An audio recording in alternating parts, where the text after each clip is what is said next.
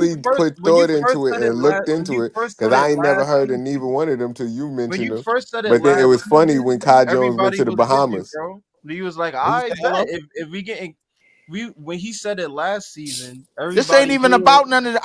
I've been off I've been off of Kai Jones and I've been off of Zach Edey. No, but what I'm I've been saying off of is, all of them niggas. what I'm Hold saying is, on. when you were Hold up. suggesting it, nobody here was like, "Nah, f your idea." Niggas was like, "I Exactly. bet, let's see what they do." I was. Like it I wasn't said like fuck y'all he dude. was on like it wasn't There, like he there, was there, saying there, how there we go gonna one. There do it. go one. There go one. Even though I know Easy ain't say a motherfucking thing, bro. Like there go one. I'll let him co-sign anyway. Fine. There go one. I know Easy ain't say shit. Well, he Just like the rest of appreciate you it. No, niggas ain't yes, he say shit. did. Y'all just was like, wait, who that? Nah. If you know about Zach, That's I, you not I, know I I knew who these true. niggas about was. Kai Jones. But he a free agent this summer. We need another power forward. What we doing, Lee?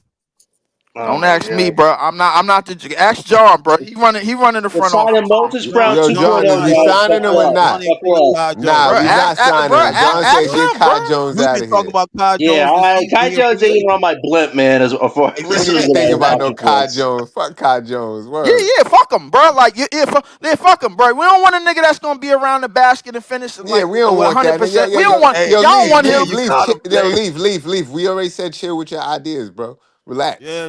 Yeah, Nah, it slow ain't even Next, down, an Jay. Talk idea. about next. Kai Nah, Jones I'm first. It ain't even joking. an But idea. hey, Lee, what I'm Nah, just you letting was you about know. to Jedi I'm mind trick us with the idea. No, Like, we I'm don't need not a Jedi nigga that could mind. I'm dunk all day. co-signing We don't need a exactly nigga what you that could do saying. everything that Kai Jones could do. We don't right. need no nigga Hold on. like we get the Jedi mind trick, bro. If is Kyle Yeah. Jones better than Timmy at this point? Let's be real, man. As a Kai starter, Jones not yes. dropping 50 burgers. Fine. As Hey, an NBA starter, my nigga, that nigga was averaging 15, bro. This Wait, year. Leaf. If the Mavs He didn't have dropping injuries right now, 15 would Kai Jones burgers. seriously be Timmy is starting? dropping 50 burgers. Kyle Lee. Jones I have will a not be question for starting Leaf. if Dallas was healthy, man. If the Mavs weren't snake bit with injuries, would Kai Jones have really started on their team ever? We're not starting if No. that team healthy, man.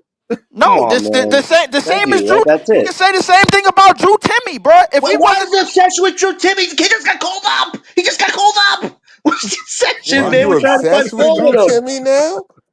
You Man, got a come on, Drew you want to bro. Timmy pick on obsession? anybody, pick on Reese Beekman, man. That kid can't even score, man. It's like bullet baby teeth with him. I don't Why you know, going bro. after Like, Timmy? Nah. ain't nobody. Listen, Reese Beekman ain't, had 11 bro. assists Like last night. everything in here, bro, is dysfunctional. Is dysfunctional shit against LEEF. That's what it is, Nah, bro. man. Like, What? y'all Come niggas, bro. on, please. Everybody want the niggas. No, Nah. I realize what it is, bro. I don't want the niggas up Nigga out there, said I bro. Y'all realized want the this. niggas up out there. Yo, Reese I be wanted, thinking like I he the wanted one nigga. Y'all misunderstood don't guy want it, out of bro. Now, everybody here, boy.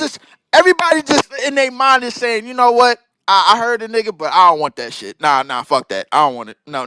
All right. Next, give me another Well, then idea, we'll put Leaf. in Nah, something. what him? Reese, you're Nah, not I even don't the want that enemy. shit That's You're neither. not even false. the enemy in here, bro. We That's all be false. like Right. that's Time out. crazy. Right. Let me hold on. Let me correct that. Everybody Ain't got ain't different nobody said opinions. no out loud. Everybody just Listen. said no in their mind. They was just like, you know what? No. Nah, man. Nah. Fuck Hold Nah, it. on. Not Hold on. true. Nah, I said Listen. no out loud, mad Hold times. on. Hold on. For fun and for I guess content creation, bro. We know that, in my opinion, that's your machismo. That's your motto. That's your character that you portray. You know what I'm saying? As a Nets fan, I get it. But at the end of the day, to take it as far to say you got enemies, false. And to make it seem like we don't care about your ideas, lies. Whole off season, I'm trying to find ways to connect Zach Edey to the Brooklyn Nets based on what you said. So that's a True, lie. true, So hold true. on, that's facts. one. That's for one. For two, we heard what you said about Kai Jones, but we also seen him go to the Bahamas. We not against you by talking to facts. You These ain't are even call him Sky Kai. If you'd have said Sky Kai because he fly, you know what I mean? I none of would have that. fucked with that. You never said that. Yo, Yeah. Kyle that's Jones to And wild. the hold on, just Bahamas. because we Kyle don't Jones agree to with the you, don't Bahamas mean we getting against sun, you. That's man. why Jay called y'all on the Facts. Jedi mind trick. That shit is hilarious because Facts. you can't make us do that. You can't make us feel like we an enemy to you because we don't agree with you. Reese, it's revisionist This history, not a bro. cult. It's revisionist What you think history. this Facts. is? Leaf, you're my bro, man. Basketball stuff will never come between us, man. We friends no matter what, man. Just always know that, bro. All right. We gonna get Drew on here inside the store. Nobody never. No, listen. All I All know, I bro, really know is that Tay don't really care about for us. the niggas that I suggested, bro, nobody said yes out loud. Nobody said no out loud. Everybody's just like, That's not true, I Leaf. said That's no More out not lies. loud. true. More I That's said no not lies. out loud. true. Yeah, I said Zach Edey would be good for this team. I just Around the said, Stephen, hold around the on. Let Stephen me say this. Castle Let me say time, this. we was like, I yo, gotta let's clear trade up up the to get Zach paparazzi. Edey, Hold on. bro. Let me clear up the paparazzi lot. I said that Zach Edey would be good for this team because he plays inside to the 3-point line. I said this. I agree with you when you say if he's setting picks for Cam. You say you want to pick for Cam Thomas. Once you said that, I was that was it for so me. You know what I'm saying? I was sold after that. You know what I mean? So case in point is that's another narrative that you're going with. That's not true, bro. You see, I don't say nothing when you go off. I give you the big screen, bro. But you're going too far. You're erroneous. going too far, man. Like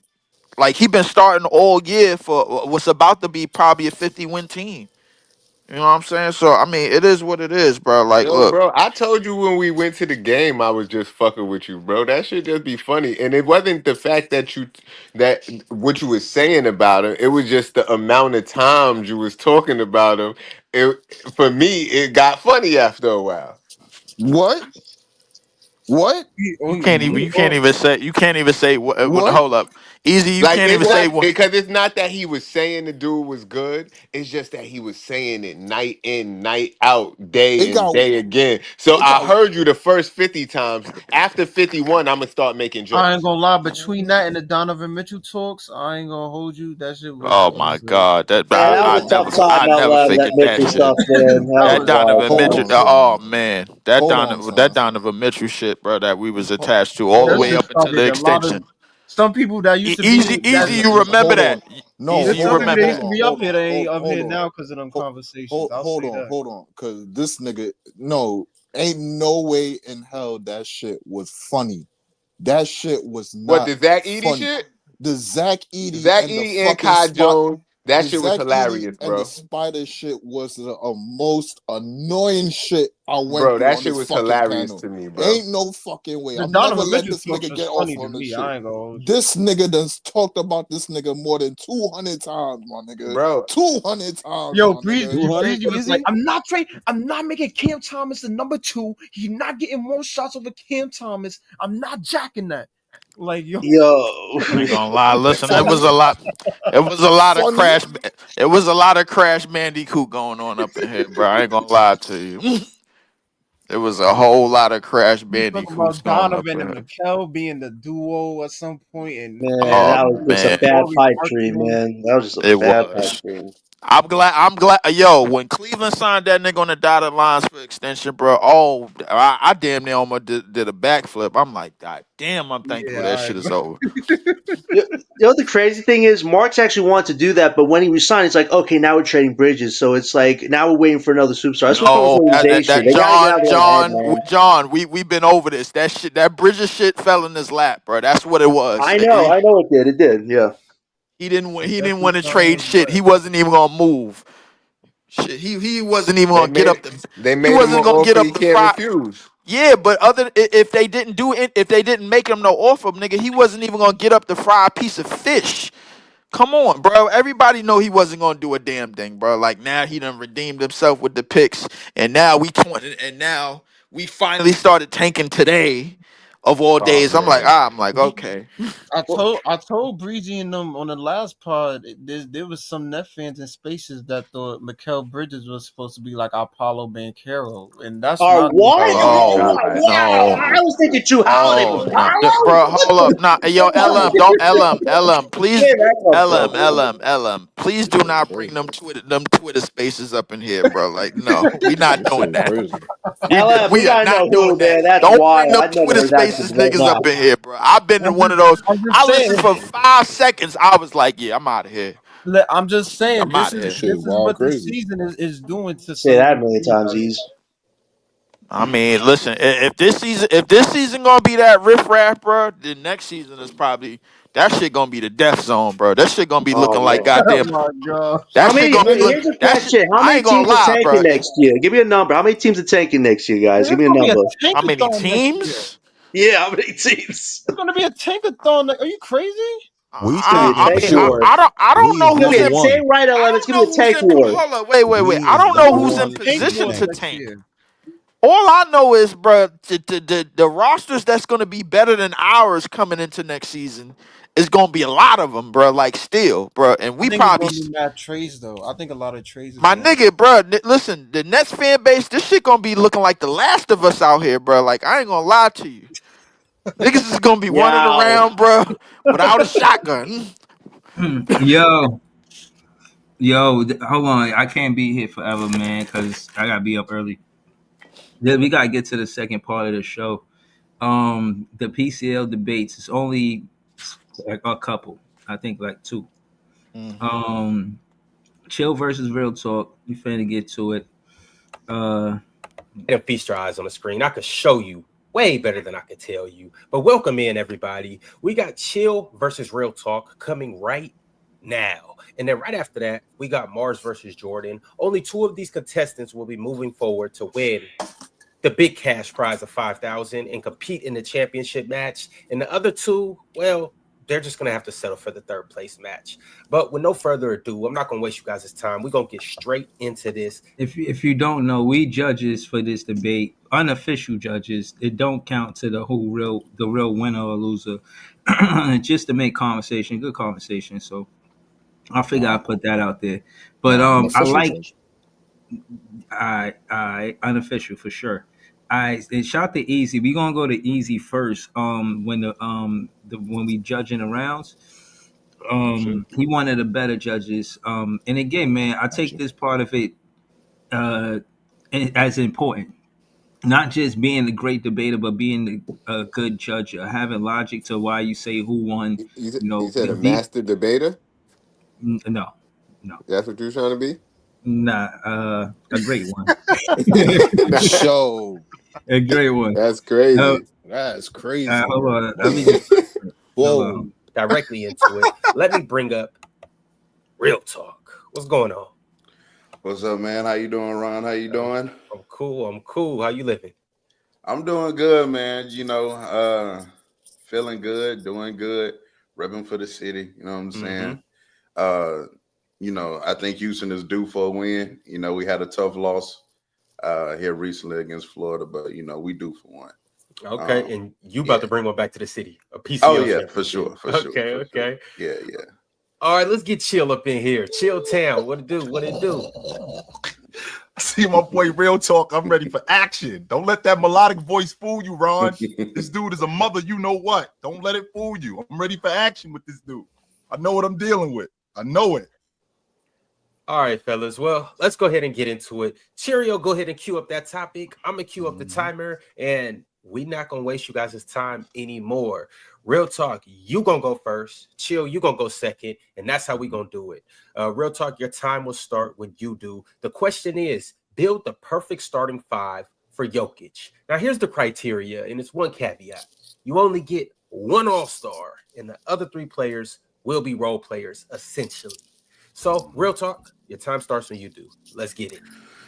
All right, for my 5 to pair around Jokic, I got SGA, I got Derek White, I have Herb Jones, Jabari Smith Jr., and then Jokic. Really simple. Between SGA and Jokic, I have the best 2-man game in the league, hands down. I get to accentuate SGA's strong points as far as being the best pull-up mid-range shooter in the league, as far as that 2-man action with Jokic. I also get to hide Jokic defensively with all of the defensive versatility that I have in my lineup. And I didn't place rim protection on one said position because I think in today's game it's important that basketball players are basketball players and all-around basketball players. And Derek White is one of the better rim protecting guards in the league. Same with SGA. Herb Jones, I have arguably, when healthy, the best POA defender in the league. And last time that he played a full season, last year, he shot 46% on threes from the corner and 42% on threes as a whole. I think that Jabari Smith is able to work the backside of the lineup as far as shooting corner threes and also being a vertical lob threat as well after that 2-man game with Jokic and SGA. So I think that my team is versatile and yields the best offense in the league also. I figured you'd pick SGA, and the reason why you picked SGA is because, like everybody else, when you hear about a great player, people think about bomb squads, and they're not really figuring out exactly how that player is conducive with other players. And I'm thinking about exactly when they won the NBA championship, what kind of archetype worked around Joker, and that was Jamal Murray. So who is better fitted for a guy to make tough shots, a guy who's great off the pick and roll? Jalen Brunson is one of the best pick and roll. I think he's 4th in the league this year in pick and roll points. He leads the league in clutch points.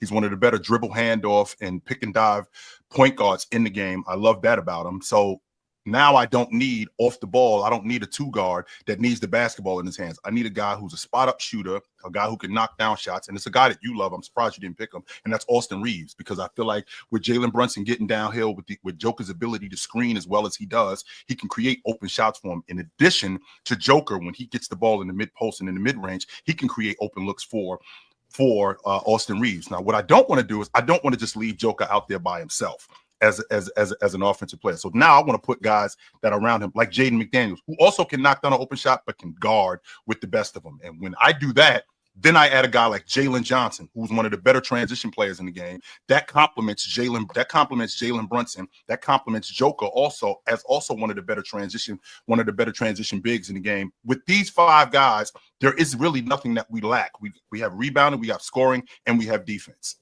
Back on you, Real Talk. Your starting 5, although compelling, number 1, Jalen Brunson is just a worse version, essentially, of SGA. That's number 1. Number 2, that defense out there with Jokic, Jalen Brunson, and Austin Reeves, good God almighty.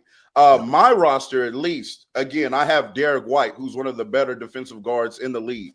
I have Herb Jones, who, when healthy, is one of the better POAs in the league. And again, shot the ball better than Jaden McDaniels, who you have as your POA on that squad as well. I also want to attack the fact that Austin Reeves and Jalen Brunson as a backcourt, number 1, you're small. Number 2, you're not athletic. And number 3, you're not offering as much defensive support to Jokic, who needs that around him. Granted, chill, you went back to when they were successful. They were successful when they had one of the top 10 defenses in the playoffs. Jalen Brunson and Austin Reeves around Jokic is not yielding that in the playoff setting. Meanwhile, my 5, again, of SGA, who's one of the better guard defenders in the league. Derek White, one of the best guard defenders in the league. Sure. You have Herb Jones, one of the better POAs. You have Jabari Smith, who can guard multiple positions and offer you weak side rim protection as well. That can yield a top 10 defense. And then, of course, I'm going to have the best offense in the league with SGA and Jokic 2-man. So I think I'm just a more complete team.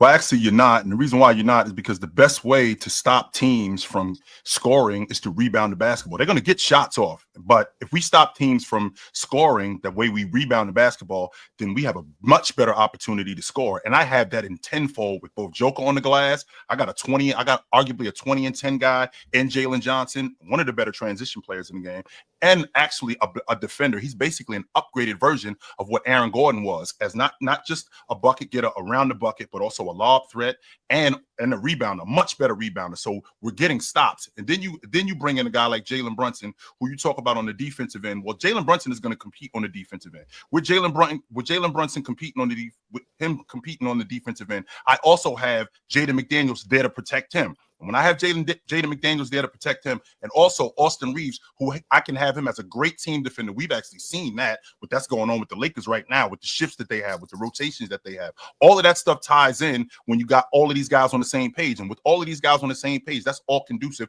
to Joker. We got rebounding. Not only do we have rebounding, we have shifting. We have guys shooting the gap. Jalen Brunson is one of the better gap shooters in the game. Not only one of the better gap shooters in the game, he can play on the ball. With him playing on the ball, we're rebounding the basketball, we're speeding up the game, and we're giving you one opportunity at the rim because we're elite on the glass. And because we're elite on the glass, that causes so many different problems for other teams because we're going to score. And because we're going to score, that's going to have you have the ability, that's going to have you have the inability to catch up. We have 3 minutes, fellas. Talk to the people. You said you're going to score, but again, I'm gonna pose the question to you. I have the 2 best offensive players in the league on the same team, so you're not outscoring my team. I provided spacing for my team as well around SGA and Jokic, and then I also provided better defensive support for Nikola Jokic. Nikola Jokic needs more than Jaden McDaniels to help and assist on that end, especially if the 2 guards are going to be Austin Reeves and Jalen Brunson. But he has that, though. He has that in a guy in Jalen Johnson. He has a guy who. But I also have that in a guy with Jabari Smith. You do have that in Jabari Smith, but you don't have the rebounding. And again, we have to get stops. And in order for us to keep the basketball away from the team, we have to rebound it. And we're one of the better rebounding teams in the game with Jalen Johnson, with Joker. Not only with Joker, Jalen Brunson will stick his nose in there and grab rebounds also, which is also huge but for Derek us. White will stick his nose in there and rebound. Yes, he so will, will 100%. And so we're will also Austin Reeves. longer and more Yes, he will. athletic on the perimeter. Yes, and so will Herb Jones. And yes. Jabari Smith in limited minutes does average 7 rebounds a game. So I'm Yes, sure he if does. he was to scale up his minutes, Sure. he's a fine rebounder as well. And also, gives me weak side rim protection. And I have rim protection at every spot on the court outside of Jokic. And what I have is I got rebounding, and the rebounding is going to be the difference in all of this. And the fact that I got Jaden McDaniels to deal with your best perimeter offensive player, and I got rebounding. But what if I have 2 offensive perimeter players? Well, now who are you putting on them? Jalen Brunson or Austin Reeves? That's where the team defense comes in, and we always have the opportunity to go zone. And when we go zone, we're an even better defensive rebounding team because now we're packed in. Because we're packed in, we got guys like Joker that can get on the glass. We got guys like Jalen Johnson who can get on the glass. We got guys like Jaden McDaniels who can get on the glass and completely keep the basketball away from you guys. And if we have to slow the game down, we can do that because, again, I got Jalen Brunson as one of the best clutch players in the game. He leads the league in clutch scoring. And if he leads the league in clutch scoring when the game slows down, we have everything necessary in order to slow you down and to speed you up, which could be to your detriment. So whose offense is better, Chill? I mean, Jalen Brunson is an incredible player. I have the 2 best offensive players in the league whose game then complements each other. So, let's say SGA is running a 2-man game with Jokic. Yep. Jokic rarely has a player that runs that 2-man game that demands a blitz. And now SGA is hitting Jokic in a short roll, and Jokic is working in a short roll against a 4-on-3, and he's in that floater range where he's automatic. He has a lob there to Jabari. And I got he the has same Herb thing. who shot in the last full season 46% in the corner. And I got this. And we have. That's fair. That's a very fair point. But I also have the same thing in Jalen Brunson, and I think your counter would be because he's small, but that doesn't matter because he's shown that he can do it on the biggest stage, dropping the ball off the cat, and even better with a better passer in Joker and a better pick and dive guy. All right, fellas, that is time, and that was a good ass first round. All right, we're gonna do short soliloquies. I say easy, but I'll go first just to show y'all how fast I want the soliloquy to be. When it come down to real talk and Chill in this specific debate, build the perfect starting 5 for Jokic, 1 all-star and 3 role players. That is the criteria. Now, I picked real talk for the win because, for one, I remember SGA trying to guard Reeves when they played for the team and how he did them bad. And Mikal Bridges and Reeves came together, and it was bad for a while. And I just know that Reeves or Brunson cannot guard SGA. So when you think of defense, there's no perimeter defense to help Jokic. They will be getting downhill a lot because of Reeves and Brunson lack of defense, and more than likely trying to get Jokic in foul trouble, which spells danger. You know what I'm saying? If that's the case. Now that being said, I got many more reasons on why Real Talk won this first round. As this wasn't really close for me. If out of 10, it would probably be. If it was around, it'd be like a 7-3 round. 7 to Real Talk, 3 to Chill. Go ahead, Easy. How you call this? For this first round right here, I'm gonna fuck around. I'm gonna go around with Real Talk. This is a tricky topic to debate because you judging a starting 5, but the starting 5 that Real Talk provided is going to be an elite defense. Mm-hmm. No matter which way you slice it, you have all NBA defenders on your team, depending on how you look at SGA. And Chill team is cooked from the defense. That's one of the things that Real Talk hung his hat on. Like, your team is cooked on defense, and that's going to be a fact. Like, you can't get around that. You're going to get some scoring, depending on how the ball goes. But you have Jokic, so you know the ball going to go right. But your defense going to get cooked. Now, Chill did hang his hat on rebounding, but then, like, Real Talk countered that with a point. He got elite spacing. Well, not elite spacing, but good spacing to provide to Jokic. And he got defense. So he's still hanging his hat on defense. Mm-hmm. And Chill defense is still cooked at the same time.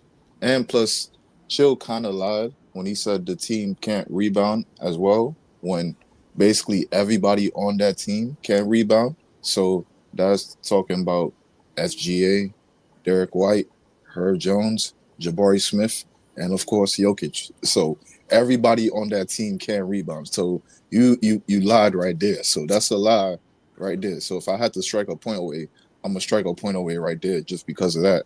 And then at the same time, how your defense is cooked, you're putting so much on Jaden McDaniels and Jalen Johnson.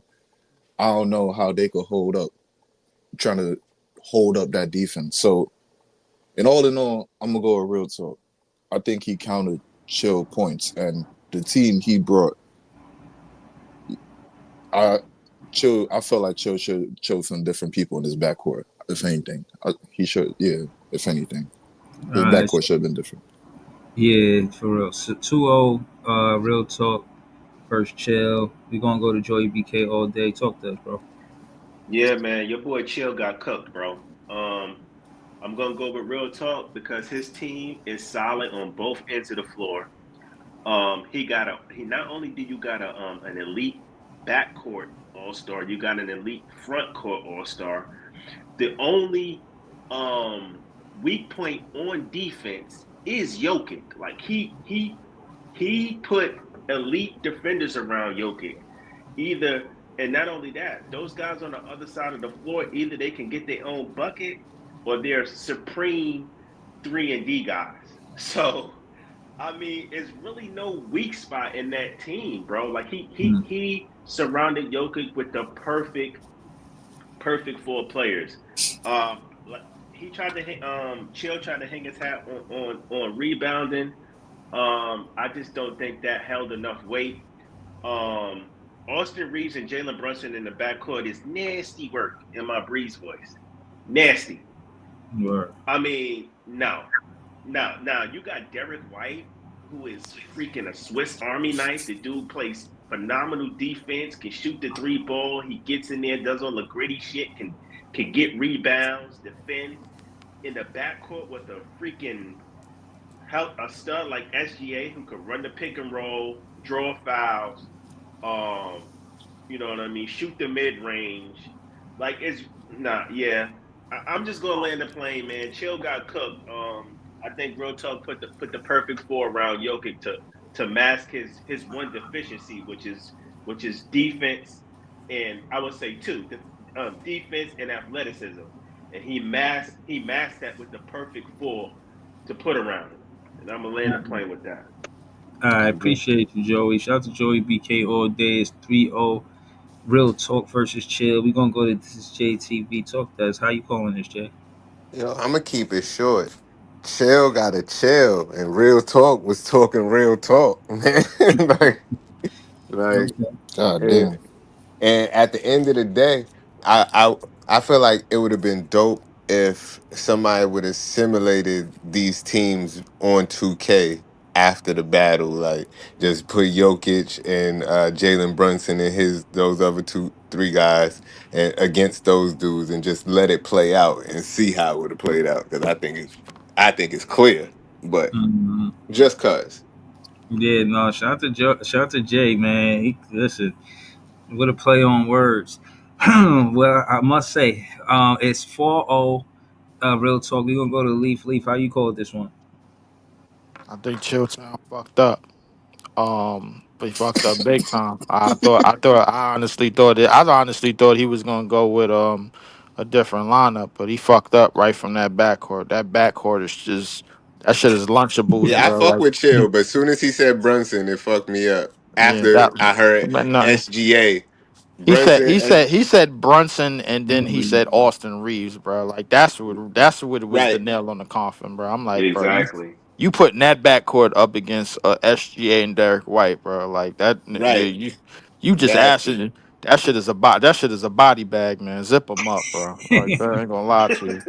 Zip them up, bro. Like come on, And I man. feel Like like if you while Real Talk was talking, Chilltown was kind of nodding his head in agreement with everything Chill was saying, Cause but he knew he fucked Yeah, up. real talk. he Yeah, was he was making like, you mad right. points. You No, right. no, no, no, Cause no. cause That's he what chill do. That's what chill do. That's what chill do. yeah, that's No, what he that's do. That's what he do. But I mean, that's more when he does it more than once, bro. That's him acknowledging, bro. Like, okay, yeah, he might have got me on. He might have got me on this. No, it ain't no might have, bro. He's Like, making chill. good points, my nigga. Like, what are you Hold on, talking right. hold about? on, That's hold what on. I'm saying. He was just making good points. But at the same time, I thought the Hold on, y'all. lineup. Hold on. This we're not gonna spend much time on He this just. because this seems clear. We gotta go to LM and Ice. LM, I talk got to real us. talk. How you feel about? You said you got real talk. Damn, that was quick. All right, cool. Ice, how you calling this, Ice? I went with the chili guy. You know what I'm saying? I'll be the only one. I see things a little different, so I went with chill. You know what I mean? Okay, I ain't gonna let's lie. Why? see why you went Why? with Till. Right. Why? I get the backcourt situation, right? But tell Yeah. me when in the world in this NBA is there really a lockdown defense? There's no lockdown defense. And OKC. chill team, hold on. There's no lockdown. They get scored Let on, him finish. Let him right? finish. But chill, the way he explained it, I think offensively, like he explained, offensively, the pace pushing and the ball movement that his team has, with you got to understand, with Joker in the middle of that, orchestrating everything, you can't shut him down. I mean, you got Jokers on both sides, but you can't shut it down. And offensively, I think his team is going to run better offensively than Real Talk's team, and that's the way I see it. You know what I mean? Okay, all right, cool. So right now it's 5-1 Real Talk. So right now, Real Talk won round one. We just gonna keep it going. Just cause it's late. You know what I mean? Y'all know how I do it. Otherwise I'll be kicking the wild dust. Let's keep it going. Why you do it late? Appreciate nigga? y'all for coming through and doing what y'all do best. Like the video, everybody, and we are going to get into topic 2. What we got for these guys? The 2025 Defensive Player of the Year. Chill, you know it's on you because Real Yes, Talk sir. went first, and your time will start when you do. Well, I've been an advocate for Evan Mobley for the last 2 years now, and I'm still an advocate for him. I think he's the best defensive player in the league. I don't think it's by far, but I think he's the best defensive player in the league, specifically because of his I give Real intangibles. I can Talk talk round about his two. ability to rebound. He's in the top 15 in the league in defensive rebounding, which is a big deal. He's also in the top 10 in the league, and he's also in the top 10 in the league in blocks. I think he's averaging almost 2 blocks a game. With that all being said, when he's on the floor, the Cleveland Cavaliers have a 108.8 defensive rating. So a 109 rivals the best defense in the league today. That's good for numero uno. When he's off the floor, it drops to a 112. That's barely average what we're doing. So now I got one of the best switchable bigs in the game. I got one of the best defensive bigs in the game. I got one of the best switchable bigs in the game. I got a guy who can guard on the box. I got a guy who can guard on the perimeter. I got a guy who, most importantly, like a lot of people don't talk about this, I got a guy who doesn't foul. Just so you know, Real Talk, Evan Mobley is averaging 2 fouls a game in 30 minutes. That means that he's going to be on the floor for the majority of the game. That's a smart defensive player. He knows when to switch. He knows how to play. He knows how to play drop. He knows how to get around screens and navigate screens. He also knows how to push and shove underneath the basket without fouling. He also knows how to get up and down the floor in transition as a defensive player and to rebound as a defensive player. I've said this multiple times when I'm talking about a defender.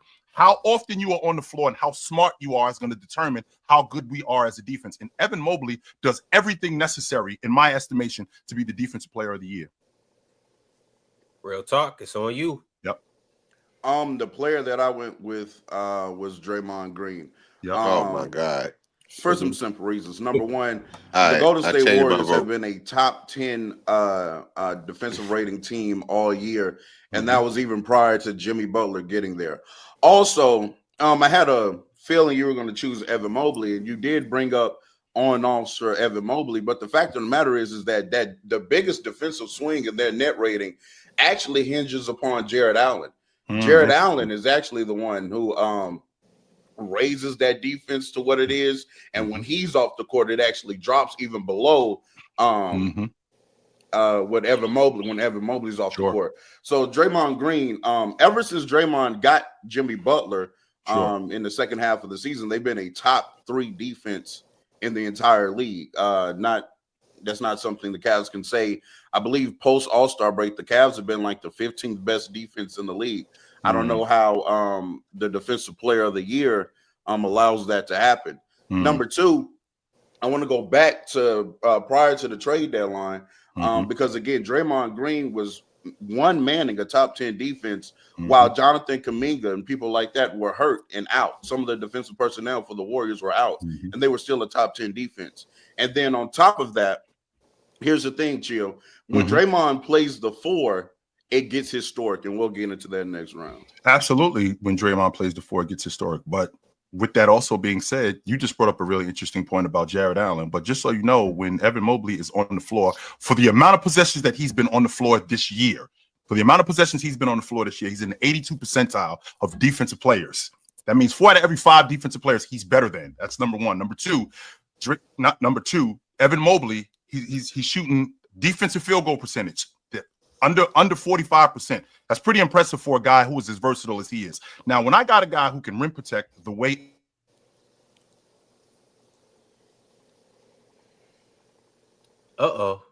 Yep. We lost Chill. Chill. Keep going, Chill. I'm still here. Okay. When I got a guy who's able to switch as well. Give him the time back, Ron. No, we good. We good. Hold on, Chill. Hold on. I'm gonna throw a little time up there for you. No problem. All right, go ahead. Sure. So when I got a guy who can switch as well as Evan Mobley does, when I got a guy who can rebound as Evan Mobley does, I got a guy who is smart as Evan Mobley does. On top of all of that, I got a guy who stays on the floor because he doesn't foul. And I know I repeated that, but I also want to mention about your man and Draymond Green, who is in the top 10 in the league in techs. I can't tell you, real talk, how important that is for momentum swinging. When Draymond gets a tech or when Draymond Green has to sit down because of fouling, what that does for your group. It doesn't do that for Evan Mobley off the strength that he's not a hothead. He's not a guy who's going to throw his team under the bus. He's not a guy who's not going to get his crew thrown off balance by doing things that's going to completely take away from the crew by arguing with the officials and swinging momentum. He's not going to do that. In fact, he's going to do the complete opposite. When he misses a play, he's going to get right back into play. He's one of the best recovery defenders in the game, and that's huge when you're talking about a team defense being elite, and that's exactly what the Cleveland Cavaliers are. So you, real talk to us. Although I do like Evan Mobley's versatility, I would venture to say Draymond Green is still probably the most versatile defender in the league. The way he's able to disrupt offenses, the way that he's able to play passing lanes, the way that he's able to protect the rim by not being just a vertical threat at the rim, but also just not allowing you to get there in the first place. But I wanted to go back to something I mentioned earlier about Draymond Green playing the 4. See, Evan Mobley has the benefit of always having majority of his minutes, of course, come with Jared Allen, right?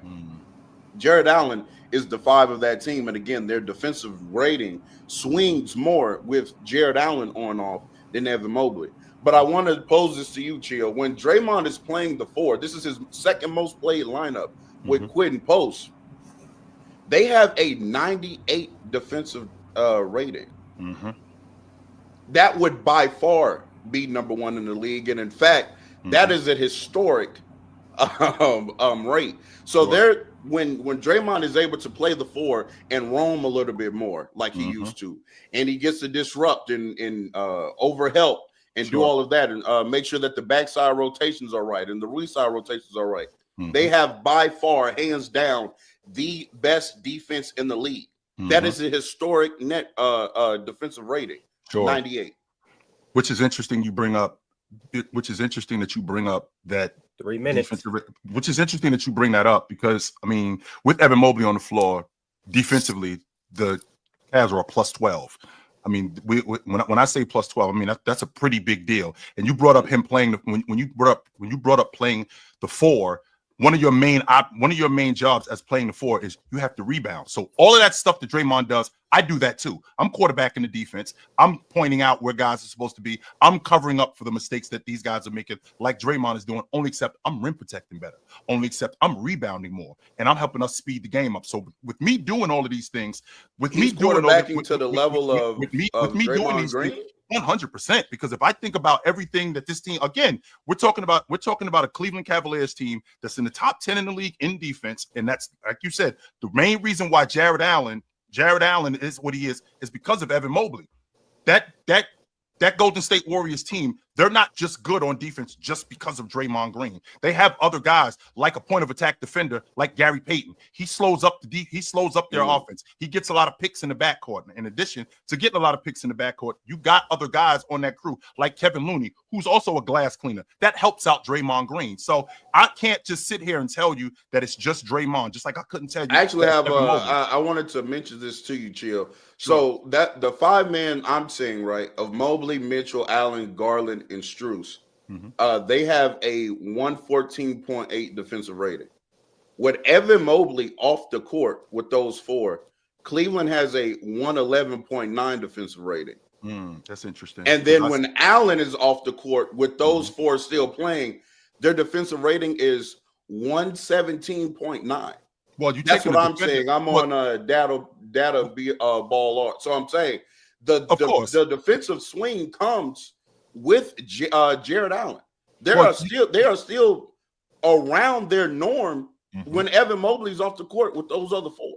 But they still are much better with Evan Mobley on the floor. And on top of that, how much is Evan Mobley off the floor as opposed to Jared Allen? This is the same Jared Allen who, like I said, is averaging 30 minutes a game. And the reason why he's averaging 30 minutes a game is because Cleveland is handling teams. And with Cleveland handling teams, he doesn't have to play as much because defensively they're shutting teams down. And with them shutting teams down, that means Warriors that I could be they've had a better defense than Cleveland majority of the season. And again, now since Draymond was able to get some more defensive personnel, they've been a top 3 defense in the league. And so has what lineup does Evan Mobley have where they're posting? Again, this is Draymond's second most played lineup because astonishingly enough, Steph Curry doesn't spend a lot of time with the starters. So the lineup of Draymond, Butler, Moody, I can say this. B-Pods, and Quentin Post have a 98 defensive rating. Yeah, and fellas, I gotta step in. Historic. I gotta step in. That is 3 minutes. Y'all came through with topic 2. Cheerio gonna cue up the polls. You guys go over there and let me know who. That was nasty. All right, Jay, how you calling it, Jay? Talk to us. I guess I get this round to chill, honestly, but I thought it was nasty. Both of the people that they picked for defensive player of the year, but I feel like the shit that Chill was saying, I go more with that, and like even though dude was bringing up the stats on the joint, I think Chill's rebuttals to his stats made a lot of sense. Just saying that the fact that Cleveland has been winning a lot, so Evan Mobley may not have to play as much, so there may be significant minutes when he's out or whatever. I don't know. I go with what Chill was saying, but I don't like who either one of them picked at all. Okay. All right, but you still gave your vote. You got Chill 1-0. Leaf, how you call this one?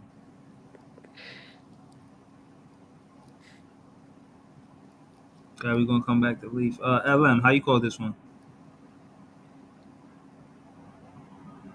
Everybody fell asleep. See that's what I'm saying. We don't like who they picked. I'm gonna go.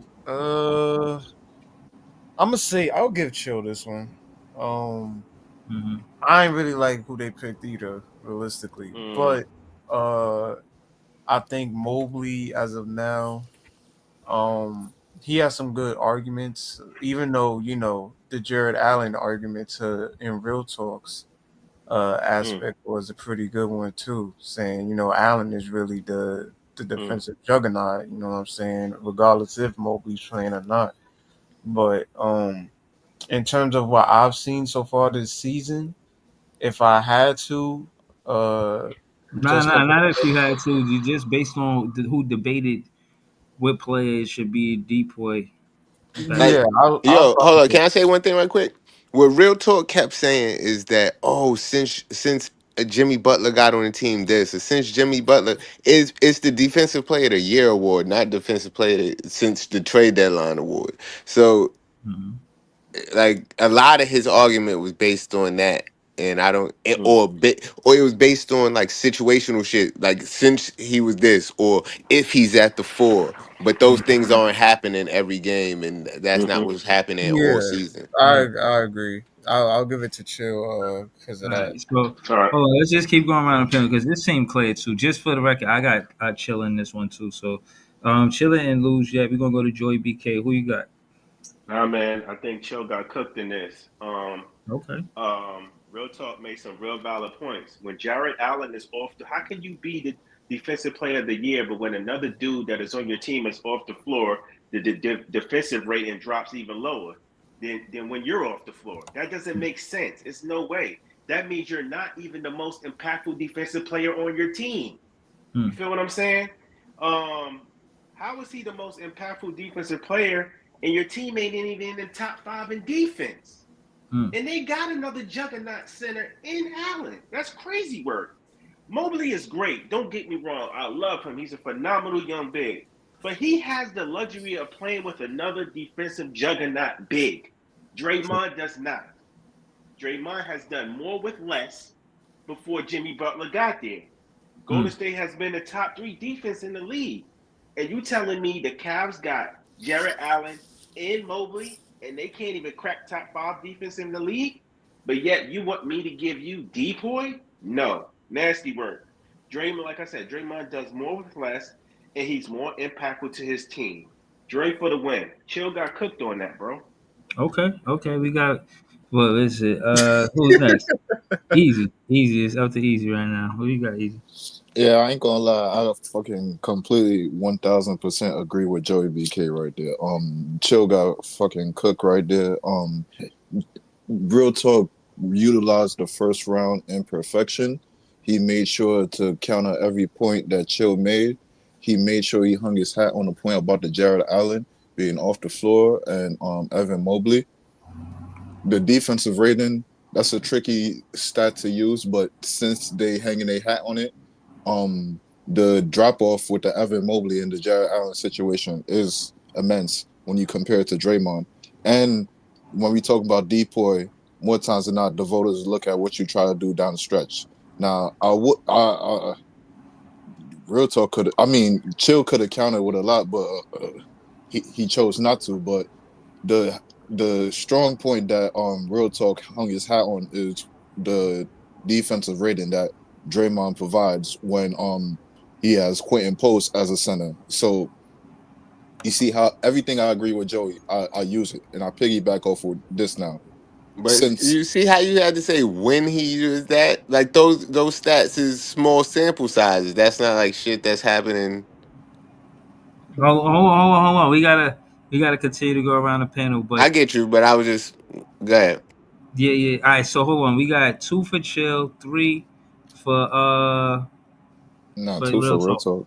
So go ahead, Ice. You got the icebreaker in this. Ice, talk to us, man. How you calling this? I mean, it could be a tie. It could be. I don't know. We'll see. Get a little cold up in here again, bro. You know what I'm saying? Going with Chill. Going with Chill on this one. Okay. I just like his points. Even though Real Talk pointed out all the little defensive stats with Jared Allen, I still like how Chill explained things on what's the name? Evan So I'm Mobley. going with Chill. Yeah, Evan Mobley. I'm going with Chill. No long explanation. All right, so that's 4-2 Chill round 2. That is 1 up going into round 3. This is the icebreaker round. We're gonna get to it right now. Who won this round? Vote and talk to us. Keep going in the comments. Let's move on to topic 3. What are we looking at? All right. Pick a team from the past that you would bet on to jump in the playoffs today and go 16-0. It's gonna be back on you, Real Talk. Your time starts with you. I went with the 2017 Golden State Warriors. The reason being is that team was just absolutely historic. Probably the best version of that team as well. In that playoff run, they of course went 16-1. They only lost 1 game in that playoff run. So if we're talking about trying to go out undefeated, they were close too. Sure. They had the number 1 defense in the playoffs during that playoff run. And as a team, get this, they had a 60.8 true shooting as a team during that playoff run. Absolutely absurd efficiency. KD averaged 28.5 on 68 true shooting during that playoff run. And then Steph Curry averaged a measly 28.1 on a measly 65% true shooting. Yeah. They were absolutely historic in every way. Even Draymond Green, Gio, get this, shot 41% from three on 4.5 attempts during that playoff run. So I have the scalability as far as from era to era, because I still have an abundance of three-point shooting in 2025 with Steph Curry, Klay Thompson, Kevin Durant. I even have Draymond hitting threes. I have a versatile defense that can switch, has rim protection, has POA. That team is for this era of basketball. They are, because they are in this era of basketball. That would explain why they for this era of basketball. We talking about in the past. I'm thinking about a team who's the most conducive for this modern era of basketball, and I think it's the 1996 Chicago Bulls. I mean, they were way ahead of their time. Number one, they had an offense that was cutting edge. Nobody was doing that. A lot of action, a lot of movement off the ball. Not only a lot of movement off the ball, consistent, having you as a defense on your heels. Because if you're on your heels, like I've told you before, real talk, if the ball is moving, people are moving. If people are moving, that means the defense is off balance, and that's what the triangle was consistent of, and that was way ahead of its time. And then I want to go into the guru of the triangle, who is Tex Winters, who was such a mastermind at being able to adjust to different defenses, and that's what the triangle offense was. Then you add in Phil Jackson, who consistently kept these guys calm. But then I add in the players. Everything that's necessary in order for us to win, we got it. I got the best player in the league in Michael Jordan. I got the most versatile player in the league in Scottie Pippen. I got the second best marksman in the game in Steve Kerr. I got the best rebounder in the game in Dennis Rodman. I got the best rotation player. And all of these guys do everything that's necessary. All of these guys do everything that's necessary in order to win in today's game. Scottie Pippen's three-point percentage went up when his volume went up, where he was shooting almost 3-4 threes a game. And with him doing that, he was shooting in the mid-30s. Michael Jordan could knock down the long ball. And every last one of these guys can defend at a high level. You're not going to shut these guys down, but you can definitely throw them off rhythm. Real talk. So again, I don't know what their record was in the playoffs in 95, 96. You could definitely inform me on that. But again, if you want to talk about versatility offensively and defensively, respectfully to that Chicago team, they're still not as versatile as this Warrior team. This Warrior team had more firepower at the top of the food chain with Kevin Durant and Steph Curry. You have Michael Jordan, which, definitely a fair name. But I would like to say this. The one game in which the Warriors lost in 2017 came from an historic shooting night against the Cleveland Cavaliers. So if not for a historic night, they would have actually already accomplished this feat. The game they lost, Cleveland in the finals hit 24 threes. That is the finals record, and it hasn't been done since. So essentially, outside of historical outliers, the team was undefeated. So again, I would like for you to bring up what games the 95-96 Bulls lost. But outside of a historical shooting night from the Cavs that came from LeBron James, who was at the peak of his offensive powers in 2017. Same with Kyrie Irving. That Cavs team actually had one of the better offenses in NBA history. Outside of that, the Warriors were undefeated during their run. So absolutely, it takes a historic night to beat that team.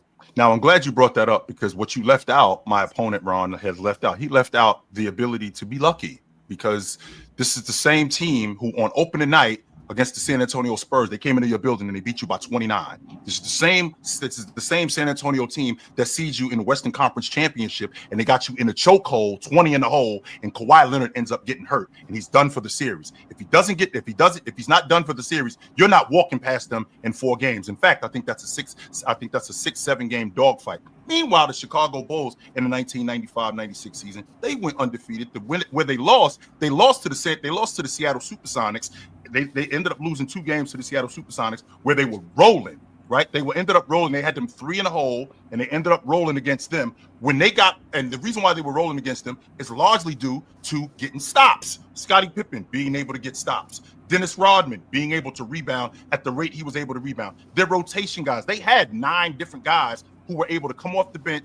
They had 9 different guys and 4 different guys who were able to come off the bench, knock down open shots, play defense, get legit stops, which is what it's going to take against a Golden State Warriors team. I'm not even talking about Golden State. I mean, which is what it's going to take in the playoffs in order for us to win. We cannot, I repeat, we cannot go band for band with teams. We have to get stops. Because they were one of the better rebounding teams, Scottie Pippen being one of the best perimeter, if not the best perimeter defender in the game, keeping guys off rhythm, and making sure that you can't get second opportunities. That's why they were rolling. I don't think that there's a team that can do that, but I think that they're the closest ones to doing it.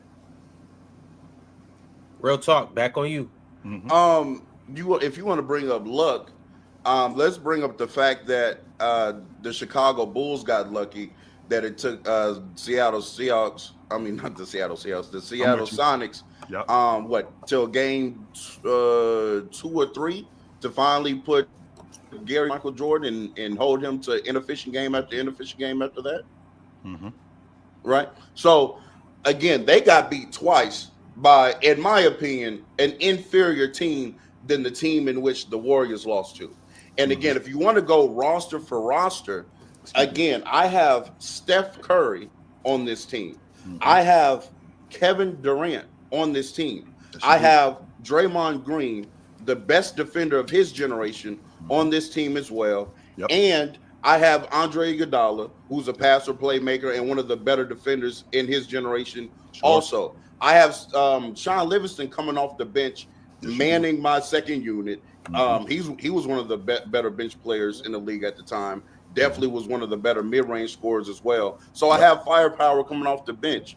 And what I'm saying is, I truly believe that this team, granted, also is built better for this era of basketball and can also scale up in just the math game. The math game is you have to get up threes in this era of basketball, and you need to hit them at a decent clip. I don't see the 95, 96 Bulls doing that. So one more time, I'll reiterate this to you, my man, real talk. So I got the best player in the game. I got the best all-around player in the game. I got the best rebounder in the game. I got the second best marksman in the game. I got the rebounder getting helped off of though. I got the best rebounder in the game. On top of me having the best rebounder in the game, I also have the second best marksman. Tony Kukoc, with the size that he has, that's one of the biggest things in today's game because we have big guys. I got a guy at 6'11" who can stretch the floor like he does. In addition to him being able to stretch the floor like he does, he puts it on the floor with the best of them, and he can score it with the best of them. In fact, that Euro game is what Tony Kukoc's game was. As a rotation player, being able to knock down the open three in that triangle offense with the ball movement, and imagine not being able to put hands on Michael Jordan. How about imagine, imagine I can't even imagine. If Dennis Rodman hit 41% of his threes on 4.5 attempts, then he could maybe be as good as Draymond Green. But the difference, imagine a world in which, Michael Jordan is Michael Jordan for sure. Does Michael Jordan have a playoff run with the averaging 28 on 68 true shooting like Kevin Durant did? No, you would say he probably doesn't. But it's easier for Kevin Durant to do that because he's playing with Steph Curry. He does that. Because he is playing with Steph Curry. And he's also had a playoff run of averaging 30 a game on shooting over 50% from the floor. Now, which teammate of his averaged 28? But with Steph Curry on. Well, here's the difference. The difference is that with this team, we're not made up that way. We don't have to have a bunch of bucket getters. Even though we have that, our mantra is going to be our ability to share the basketball, put each team on the defense. You say share the basketball? Absolutely. Did you know also in this playoff run, the Warriors averaged 28 assists a game, which was number 1 in that playoff run as well. No team shares the basketball better than the Golden State Warriors. 100%. If you want to say you want to hang your hat on defense, and they have the the same number logic, 1 defense in that playoff run. And the same logic goes with the Chicago Bulls. The same logic goes with the Chicago Bulls being able to share the basketball. In addition to sharing the basketball, being able to play defense. Because again, I got the best rebounder in the game. I got the best perimeter. I got 2 of the best 3 perimeter defenders in the game in both Michael Jordan and Scottie Pippen. And I got probably the most versatile perimeter defenders. Draymond, Iggy, and Clay. Here's the difference with that. The difference with that with Draymond, and Draymond has proven, unlike Dennis Rodman in the playoffs with that Bulls team in 1996, Draymond has proven that he will throw you off the track. He has proven that. He's proven in 2016 where he threw himself where he threw his team under the bus and ended I up chose getting the 2017 Warriors. 100%. And we didn't have that problem with Draymond in 2017. That's still a threat to have that problem. We don't have that But it problem didn't with Dennis happen. Rodman. It No, literally didn't did not happen in 2017. That's fair. But what did happen was with the Chicago Bulls, we don't have that problem. We have the best rebounder. We have the best perimeter defense. We have the best scorer in the game. We got the best have all of those defense in the things. league too. So do we. 3 minutes is up, fellas, and that is the conclusion of this debate. Oh man. 3 topics in, and y'all came and did y'all thing. All right, so basically, this was tough, and just for context, we got to remember that the 16 games wouldn't be them versus each other. It would be only 4 games. So that means in this versus what's happening right now, the teams going to the playoffs. When I think about the Celtics and the Cleveland Cavaliers, that's the toughest time. You know what I'm saying? That the Bulls will probably have. Could the Chicago Bulls sweep the Celtics right now? Could the Chicago Bulls, did Chill say enough for me to feel like Chicago Bulls could sweep the Celtics or sweep the Cleveland Cavaliers right now? Nah, not really. Or the OKC Thunder. Or the Thunder if they get into the championship. But more of the teams in the Eastern Conference because the Chicago Bulls would be in the Eastern Conference and they would only see OKC if they made the finals. But would they beat the OKC Thunder if they made them to the finals? Maybe. But I don't see it being a sweep. I ain't gonna lie. I ain't really like this question too much anyway. But real talk, could they sweep the Western Conference right now? Houston, yeah. OKC, they probably had trouble with. Denver, no.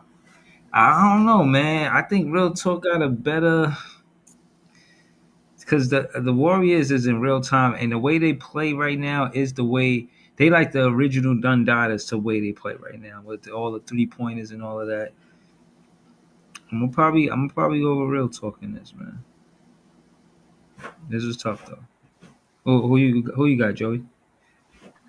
Man, y'all talking like a bunch of young boys in here, man. This the round I'm gonna give to Chill, man. I just think that Bulls team defensively, they was a fucking problem. They was a juggernaut. And it's one person that Chill forgot to mention that was on that team, and he's probably the black horse on that team. Ron Harper, Dylan's pops. They also had him. Yo, I just seen a video earlier. Ron Harper smacking fucking Mike on the back of the head after an interview, like that. Mike was doing the interview. He talking like after the game, talking about how they came back and won. Ron Harper came by, slapped him on the back of his bald ass head. Mike was trying to act like he wasn't tight during the interview, but he gave him a little look. That shit was funny as hell. I was trying to figure out who the hell would be man enough to slap Mike on the back of his bald ass head like that. But it was Ron Harper. Yeah, but they just, I mean, those 95, 96 Bulls were just tough mentally, man. Not only, like, I agree with Chill basically on what he said. He like, yo, I got the best player in the world on my team. For one, I got the best all-around player, the best defender. Then I got a 6'7" POA point of attack defender in Ron Harper that could also pick up and defend. Like, and then you got like one of the best 3-point shooter in the league in Kerr. Like, I don't know, man. I'm an old head, bro. So I'm gonna just go with the Bulls on this. I know the Golden State Warriors. You're not going with the Bulls. You're going with Chill. Yeah, I'm going with Chill, but I agree with him on why he took the Bulls and why he took this 95-96 Bulls team. So I'm gonna lay the plane with that. All right, we're gonna go to Jay. Go ahead, Jay. Oh yeah, I got real talk, man. He was talking that real talk. And at the end of the day, all that defense is cool, but they didn't have to guard nobody from the logo. Like it's a different era of basketball. Like, and Chill kept saying, yo, I got the best sharpshooter in the game, but you got the best sharpshooter in the game until Steph Curry steps on that floor. And then you don't. Yeah, yeah. All right, so that's 2-1. I'm just hurrying it up because it's after 2. I gotta be up early. Ice, how you call this one? Got real frosty in here. Got real frosty, bro. I'm going to chill. He made Okay. just like Joey said. He said, "Imagine you can't hand check Michael Jordan, bro. Like what? I know you got Katie on the other side, but my guy MJ is gonna roast that whole team. You know what I'm saying? He is like that's light work for him. No You hand gonna roast the checking. whole team? He gonna roast the whole team, bro. Hmm. They gonna have a tough time just dealing with him and no hand checking Hmm. at all. Like you gotta look at you know what I'm saying the way he put it. Like you put Jordan in this era, But threes is bro. worth more than twos. Hey, he gonna get a lot of twos. He gonna get a lot. Yeah. He gonna go to the foul line. He gonna shoot a lot Hmm. of free throws, and then you got Pippen on the other side. So I go with chill. You know what I'm saying? He got Okay. them iced All out. right. So right now it's 2-2. Real talk it versus chill. Who you got, Easy? You got the icebreaker. Talk to us. I ain't gonna lie to you. I'm gonna fuck around and go with real talk in this round. I ain't gonna lie, bro. Close, I man. I ain't gonna lie. I mean, Chill made some good points, and I hear the point about the Bulls and shit, and the defense could be pliable. But Chill, the question is right. Pick a team from the past that would step into the playoffs today and go 16-0. So, like, bro. So here's my thing, right? Let's put the Bulls in the East, right? Can they go 16-0? Maybe, Maybe. maybe. The East is weak. But I let's don't see just them say. sweeping the Celtics though. But that's what I'm saying. What happened to Celtics have a crazy hot night when they just shoot Right. crazy from three? Right. Because you putting them in today's league, and Right. plus, so like I don't even. And then like, what happens if they have to go through a crazy matchup? They have to play Cleveland. I don't know if you get through that series in a sweep. Your play style is not. I wouldn't say pliable to today's game. We'll have to see certain type of tweaks that have to go on. Now, Chill did bring up the point about Tex winners would adjust the system, but I just think Real Talk brought up great points about how that team it is ready for the modern day today and can go into the series now and play at the Right. highest level. Now I And the know triangle offense ain't as innovative as it was then, right now. and that's another point. Like I know I'm trying to keep it short, but like the triangle is not like that much adjustable where you can just automatically like adjust it to a crazy level where you go shoot threes and all that type of shit. No, you have to run a whole different type of shit at that point. I ain't gonna lie to you. So so the triangle is kind of out of there. But just the offense that the Warriors ran at that time was really made for modern day today. So If if the shit anything, niggas is copying now. yeah. So if anything, they was ahead of their time. So now look at what he brought up, like what Kevin Durant, Steph Curry, and the numbers they was putting up. Like I know you got MJ on that side, but like these niggas, like he said, like they went 16-0. I mean 16-1 already. So like they proved they could already do it. That one loss, yeah, but he said that came from a historical night. A historical night. So what are we talking about? So that means a historical night could happen on the other side with on the MJ too, right? All right. So I and plus at the same time he brought the point about this Seattle Supersonics too, killing that point about you already lost 2 games in that run already. So like we only lost one to a historical night. You was having problems with GP. All right. So another thing, because this is me being a student of the game too. You know what I'm saying? Because I really think the question is tough. All right. So just to give a sample size of what I'm looking at and kind of basing this on too is the shot attempts, because you know back then 95, 96, they didn't take as many shot attempts as they did in 2016, 2017. So in 2016, 2017, the Golden State Warriors took 7,140 shot attempts, right? And, you know, that's a lot. That's a lot. compared to the Chicago Bulls, who took 6,800 and 392. So I'm saying that to say I think the pace is faster in 2016, 2017. And, I think that would be part of it too. You know what I'm saying? Just for what it is, because we talking about today's game in 2025, what 2026. Let's see how many shots they taking now per season. I mean, the season almost over. Oh, I don't understand the question. I I mean, guess. but you gotta adjust for pace and style of play too, because even at the same time, if you adjust for pace, if their style of play is to limit possessions and slow down the pace of the game, then they're not gonna like attempt a lot of shots. If anything, they're gonna like how they Hold the played like ball. back, hold the Yeah, ball, or like the ball gonna funnel right through MJ more times than not. Like that's how they like really played. So right. like, But no. But what I'm saying is, even when if I go back to the last the 25th team in the NBA, the Miami Heat, probably one of the slowest paces. They took 7,000 shot attempts. It's just to say that the pace is faster from then to now. That's all, and that's why. And again, I feel like for this era, the original Dundadas are the Warriors. They the ones who started winning with that style. So don't for them to face whoever right now. you said Yeah, which Heat was the slowest? you Which said what? Heat? You said which Heat was the slowest? Which Heat? Yeah, which team was the slowest pace? What you just said? Oh, well, I'm saying it contributed to the shot attempts. It's not even the Heat. The Heat is the 25th, so it's 30 teams. So I don't know exactly who it is, but on average, the league takes 77,225 attempts per year.